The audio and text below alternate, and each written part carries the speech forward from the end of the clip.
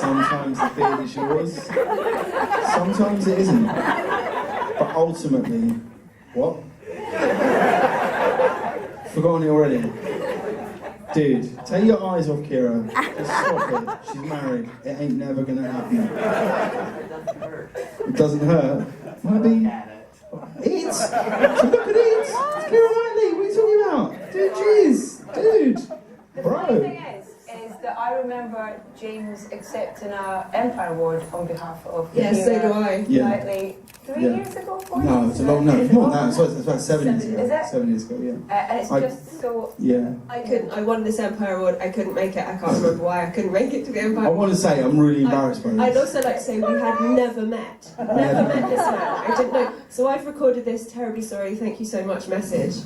And I hear, because I've got a lot of friends at that award, and I start getting these text messages going, do you know James Corden? I'm like, no, I don't know James Corden. Because, what did you do? I didn't really know what I was going to say. This was quite a dark time in my life. I was going out a lot. I was predominantly drunk quite a lot of the time. And I went up and I said, Keira Knightley can't be here because she's been shagging me for the last 3 days. And she's exhausted. I said most of it quite dark stuff. Her boyfriend came back at one point. Awkward. I said so, but in the midst of the sensual lovemaking, we recorded a film for you. So here it is, and then it cuts to Keira going, "Hi Empire, I'm so sorry I can't be there tonight."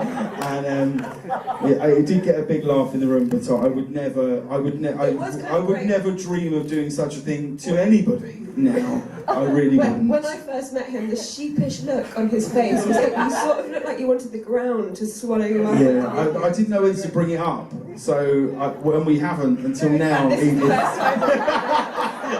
We've actually managed to completely pass over it and get on very well, and have a nice yeah. I mean, it's certainly making me sweat quite a lot.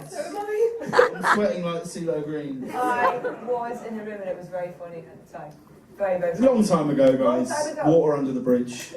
Before we say enjoy the film to these lovely people, what's the thing that you take away from this experience from making this film? Whether that be, I don't know, memorable day of filming or something you learn or an experience. Mark, you can start. Because I seem so ready. Yeah, you grabbed the mic from my hand. I was just trying to be a gentleman. James. Please don't do that. What would I take away from it? Take away from experience making this film. Well, for me, I mean, it was genuinely a joyous time for me. Like, I was in a play at the time in New York, and so to be able to be in a film with people like Keira and Mark and work with a director like John is amazing for me. And just to be shooting a film in Manhattan, on the streets of Manhattan, walking around, Alphabet City and Central Park, and be filming a film where Manhattan is such a part of it that I feel like I had a romantic attachment to that city before I even went. I didn't even go till I was like 24, but I felt like I'd gone because I'd watched so many films that were set there. So to be in one, to be there shooting one that so shows it as it is, I think it's not. It shows all of the the perfect imperfections of it as a place. To be there, walking around and working with such great people and having such a great time, that's my abiding memory of it, and nothing can sort of take that away, really. There's a weird thing happens with films where you shoot it and you have a great time, and then it sort of disappears for a while and then comes out, and people would deem whether it's a success or a failure as to how many people go and do that on that Friday. And I never really think of it like that. I think you can only judge it on your personal experience, and if no one goes on Friday, on the 11th when it opens, if nobody goes and people go, God, what a disaster, I would always go, but it was an amazing time and I loved making it, and that is what makes it a success. Thereh no need for you to answer. I can't say I second that. So he brings the funny and the warmth. Well enough after that, thank you. Thank you so much. And just was a little insight that the guys gave me earlier when we did a Q&A.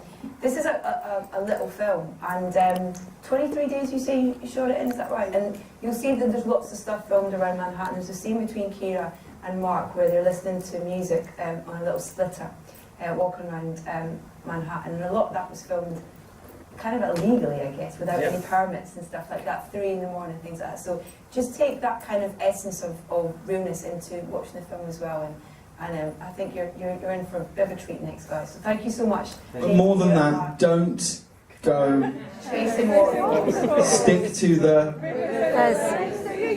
If we've learned anything today, it's that, guys. Well done.